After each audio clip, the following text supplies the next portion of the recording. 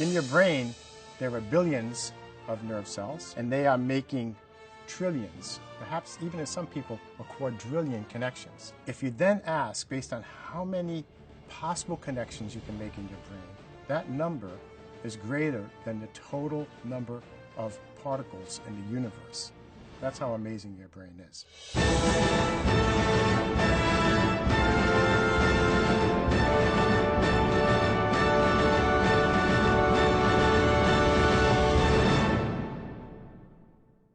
So Rudy, of course, you are an expert in memory. Alzheimer's disease is a loss of memory or ability to at least remember things in the past. I remember you had a conference of over 150 neuroscientists, and I called you on the phone.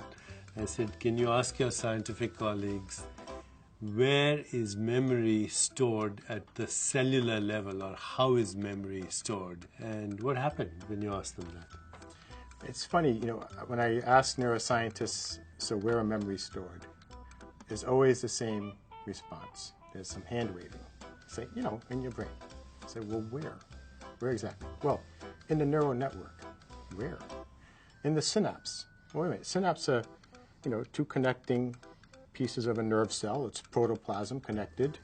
As Cahal called it, the protoplasmic kiss. Where's the memory? Well, it's in there. And I said, wait, that's not an answer for a scientist. It's in there.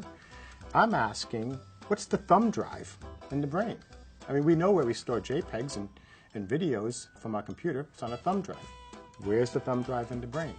We know how the brain makes connections and synapses to recall a memory, to call up a memory, to call up the image of your mother's face or the color of a rose. But do we know where that image of your mom or the rose was stored? Where was the thumb drive? And any neuroscientist has to admit we don't know. It's conjured up in the brain, but we physically don't know where it's stored. This is a very important point. It's conjured up in the brain, but we don't know where it is stored at a cellular level. There's truly no good answer. But all the neuroscientists still believe that memory is in the brain. That is somewhere in the brain. We don't know exactly where.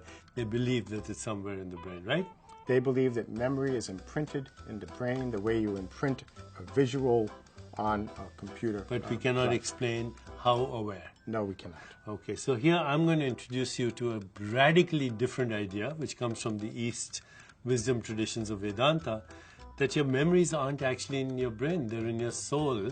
They exist as possibilities in soul, just like a particle is a wave, and a wave is a probability or a possibility. Till you actualize the memory, it's just a potential. And there's a Sanskrit word for it, it's called sanskara.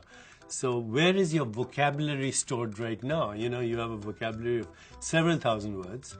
You and I are now downloading our vocabulary in order to make sense of this conversation. Not only we're downloading it, we're doing it totally effortlessly and through intention.